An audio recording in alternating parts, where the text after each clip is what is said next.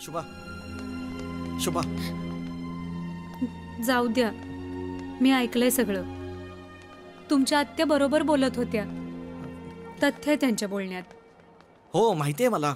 आत्याच्या बोलण्यात काहीच तथ्य नाहीये. अहो नाही, त्या बरोबर बोलत होत्या.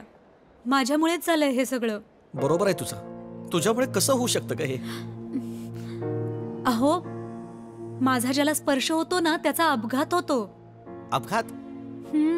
आता खंबाटकी घाटात अनेक अपघात होतात, म्हणून काय कोणी प्रवास करायचं टाळतं का? अहो अहो तसं नाहीये. हळू, हॉस्पिटल आहे. हो हो, तसं नाहीये.